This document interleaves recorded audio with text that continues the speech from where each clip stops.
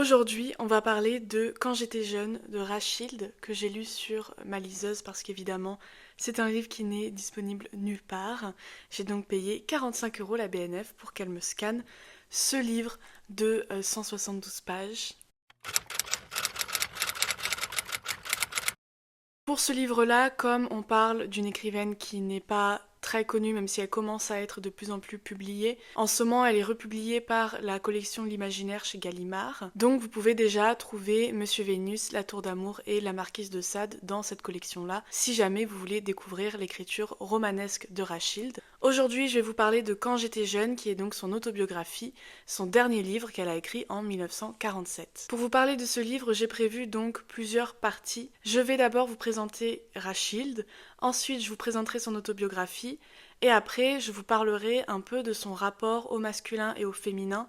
C'est quelque chose qui est très très présent, même omniprésent, dans le personnage de Rachilde et dans son œuvre. Donc je vais les aborder ici via l'autobiographie, pour vous montrer déjà comment on voit la genèse de ces thèmes-là dans ses souvenirs d'enfance. À la fin, évidemment, je vous ferai un petit moment sur mon avis personnel, mais vous vous doutez que si j'en parle autant, c'est que j'ai beaucoup aimé.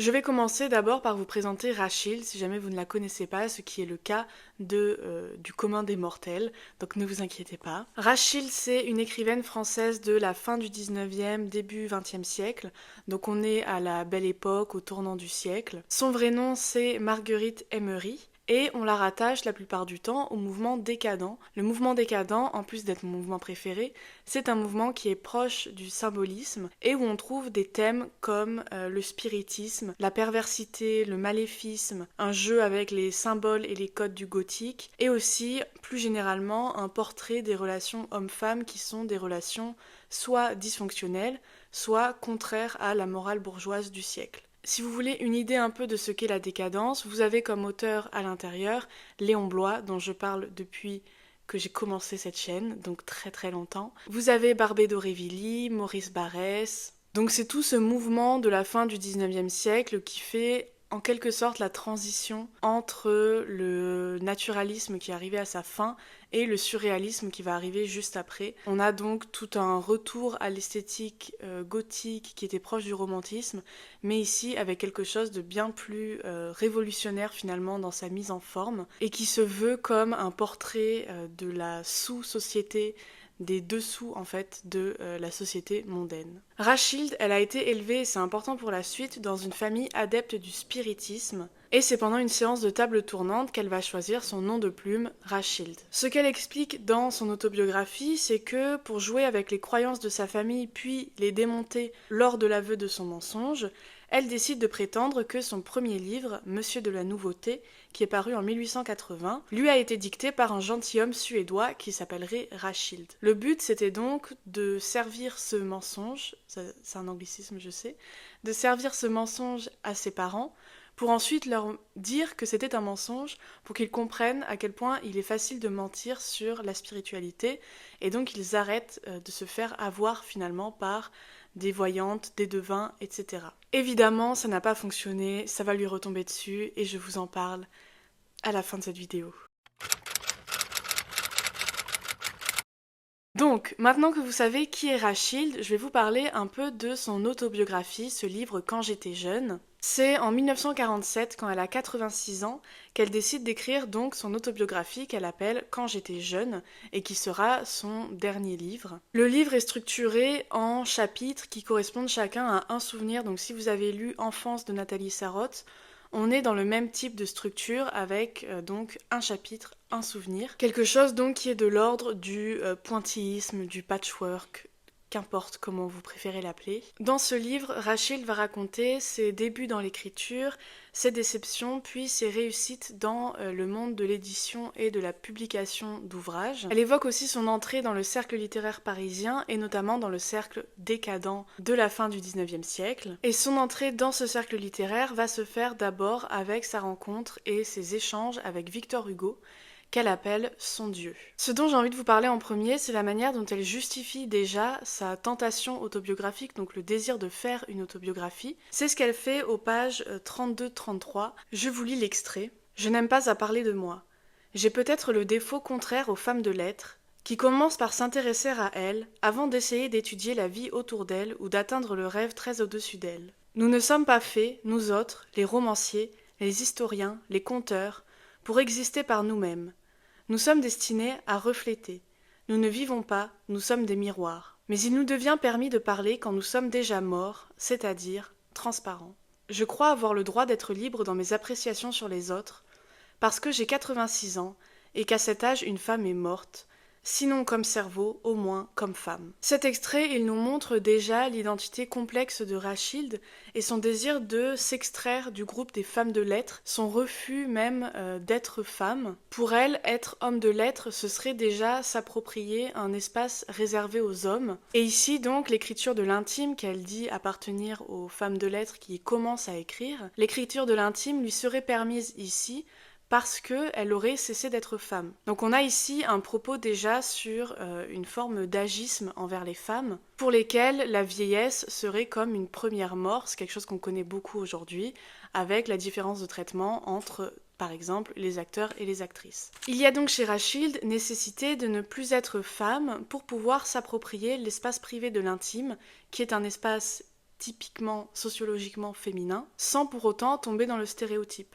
Donc il faut absolument ne pas être femme pour écrire comme une femme, en quelque sorte, et que ce ne soit pas stéréotypique. Et de la même manière, il faudrait donc ne pas être un homme pour écrire comme un homme, et que ce ne soit pas stéréotypique. On a donc une double transgression en fait qui se met en place, avec le refus de l'intime pendant sa vie de femme, puis le choix de l'intime quand elle est enfin devenue un homme de lettres. C'est ce rapport complexe au genre qu'on voit déjà dans la justification de l'autobiographie, qui peut nous conduire à se demander si on a face à nous une autobiographie au masculin. Vous allez voir pourquoi, mais c'est une autobiographie qui se donne à voir comme un objet extrêmement masculin.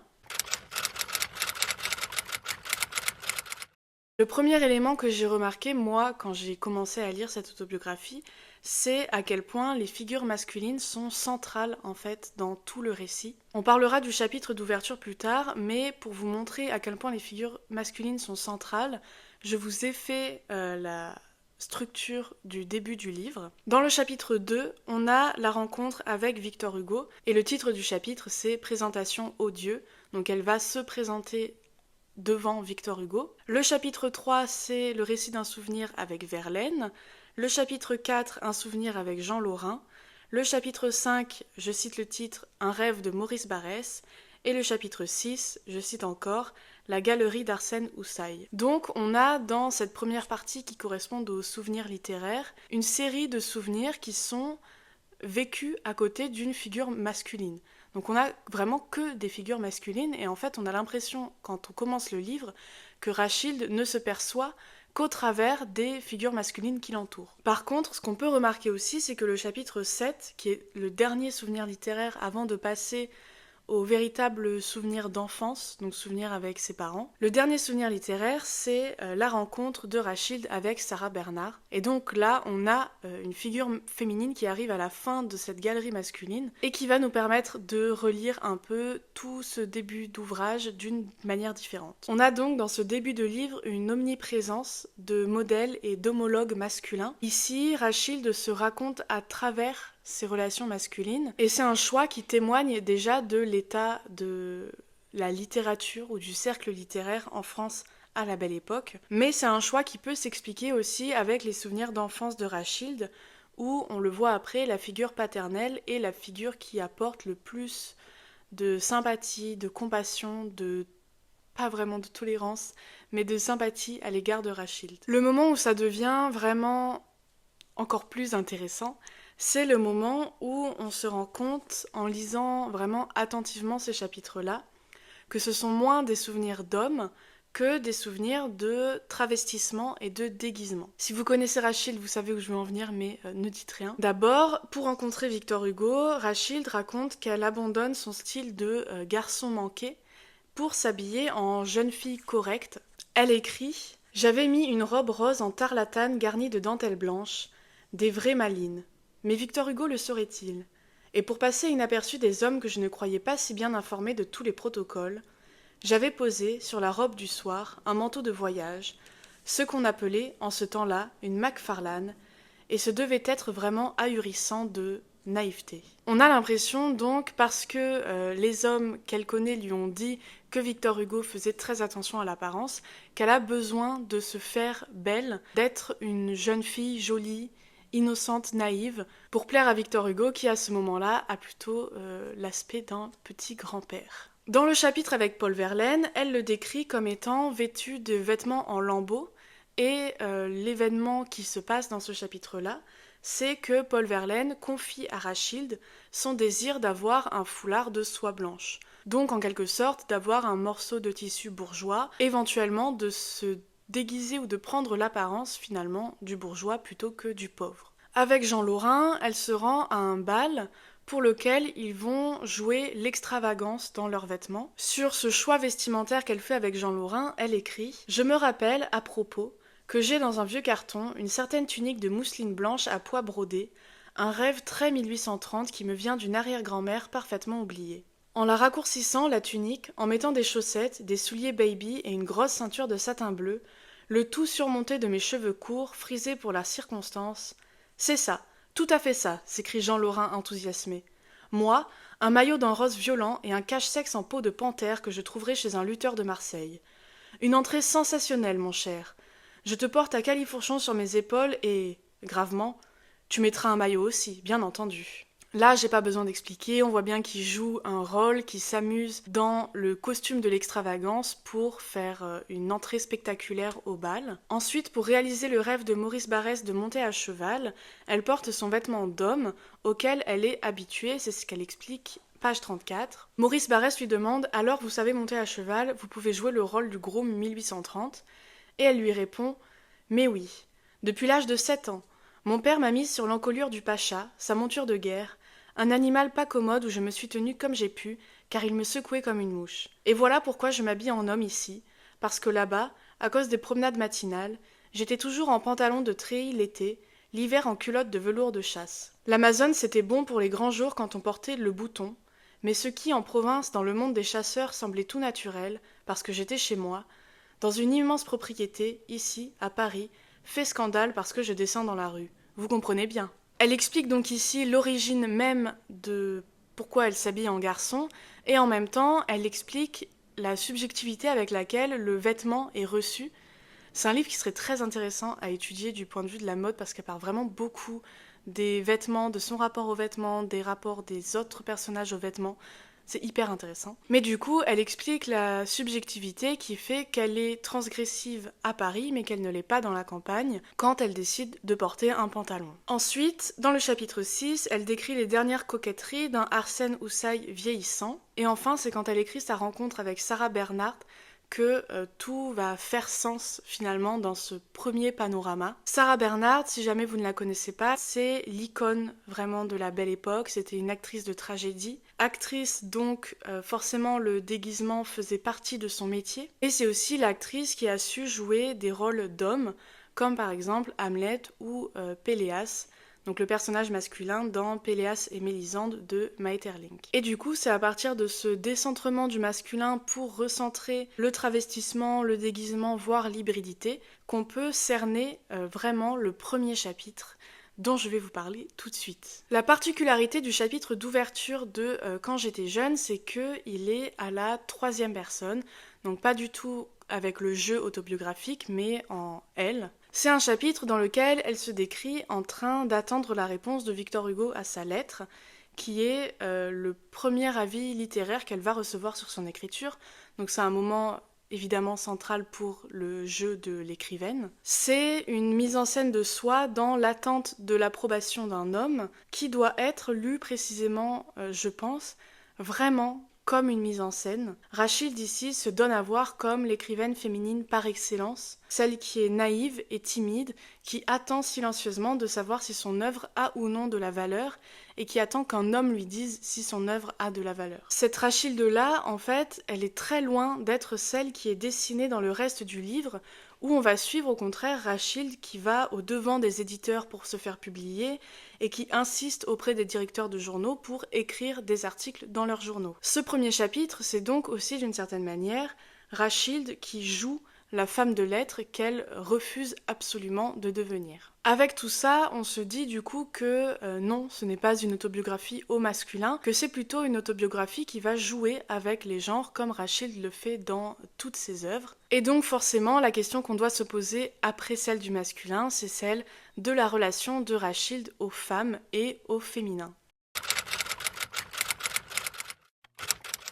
Rachilde a un rapport vraiment très complexe au féminin qui peut s'expliquer par sa famille. La raison pour laquelle Rachilde a besoin de construire sa famille littéraire, dans laquelle donc Victor Hugo est la figure du père et Sarah Bernhardt la figure de la mère, c'est d'abord parce que sa propre famille est hostile à ses aspirations d'écrivain. Malgré cette hostilité, son père va rester, je cite, l'idole de son enfance, mais la mère, elle, ne va cesser de tourmenter Rachilde, alors même que c'est celle qui l'accompagne dans toutes ses démarches auprès des éditeurs. Donc la mère est un personnage très ambivalent, qui en fait est consommé par sa propre folie, et qui va se perdre totalement au fur et à mesure que Rachilde grandit. La mère place Rachilde dans un dialogue sous le signe d'une malédiction familiale, et c'est une malédiction qui prend corps déjà dans une forme d'hybridité. C'est comme si la mère de Rachilde avait placé Rachilde sous le sceau de l'hybridité et que Rachilde avait été obligée toute sa vie de se battre entre masculin et féminin parce qu'elle avait été placée sous ce sceau. Elle écrit « Quant à ma mère, partagée entre son piano et son métier à broder, instruments répondant tous les deux à ses besoins d'activité cérébrale ou mécanique, elle ne voyait pas la nécessité de s'occuper de sa fille. » Et là, elle cite ce que lui a dit sa mère un jour. « Fais ce que tu voudras, Marguerite. Tu n'échapperas jamais à la malédiction qui pèse sur nous. Tu es la dernière des loups-garous, et tu feras le malheur de tous ceux qui t'approcheront. » Ce qui est intéressant avec la figure du loup-garou, hormis le fait qu'on voit déjà les signes de la folie maternelle, c'est que c'est une figure, la figure de l'hybridité par excellence, celle qui est homme mais qui n'est jamais complètement homme et qui est obligé de vivre en fait dans cet entre-deux de l'être. C'est cette hybridité qui semble avoir touché finalement l'œuvre entière de Rachilde. Sa mère donc l'accompagne chez des éditeurs, mais Rachilde laisse entendre que c'est seulement pour lui prouver que ses textes ne valent rien. Donc elle veut que sa fille soit publiée pour que sa fille puisse voir qu'être publiée ne lui sert à rien et que personne ne lira ce qu'elle écrit. Et la mère finit par se rendre chez Dantu, qui est donc l'éditeur de Monsieur de la Nouveauté, pour accuser Rachilde de n'avoir pas écrit son livre elle-même. Elle la met donc sous un danger pas possible de se faire accuser de plagiat. Et quand Rachilde l'apprend, elle se rend compte donc que sa mère croit au mensonge de sa possession, au point de risquer la ruine totale de sa carrière naissante. Ce qui est intéressant ici, c'est que la première rivalité féminine de Rachilde, c'est une rivalité maternelle. Sa première menace est féminine, et c'est ce fait peut-être qui permet d'expliquer la relation si complexe qu'entretient Rachilde à tout ce qui est féminin.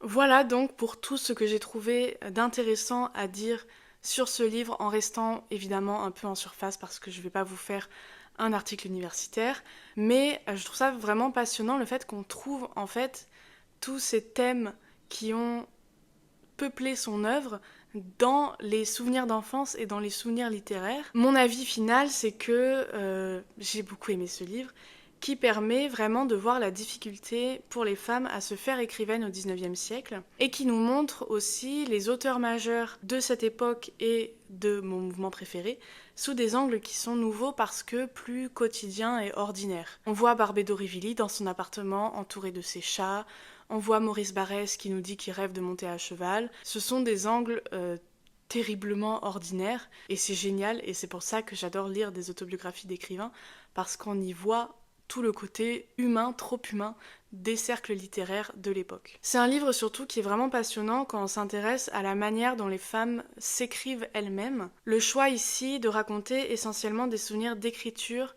plutôt que des souvenirs personnels, sauf précisément quand elle raconte ses moments passés aux côtés d'écrivains célèbres. Donc quand elle raconte ses histoires d'enfance, elle raconte des souvenirs d'écriture, les premiers articles qu'elle a écrits, les événements auxquels son père participait, qu'elle couvrait pour un journal. Par contre, quand elle raconte ses souvenirs avec des écrivains, là, elle raconte des souvenirs qui sont plus personnels. Elle est allée au bal avec Jean Lorrain, elle a vu Barbé d'Aurevilly, elle a parlé à Maurice Barrès, etc. Finalement, ce qui ressort de cet ouvrage, c'est un vrai goût pour la mise en scène de soi, pour le déguisement et pour l'hybridité essentielle presque de l'être humain. Ce sont des thèmes centraux dans l'œuvre de Rachilde, donc par exemple dans Monsieur Vénus, qui est le livre de Rachilde qu'il faut lire pour comprendre l'œuvre de Rachilde. Ce sont des thèmes donc qui sont centraux dans son œuvre et dont on aperçoit ici la naissance et la genèse, donc les tenants et les aboutissants naturels et le devenir artifice de ces thèmes qui vont devenir donc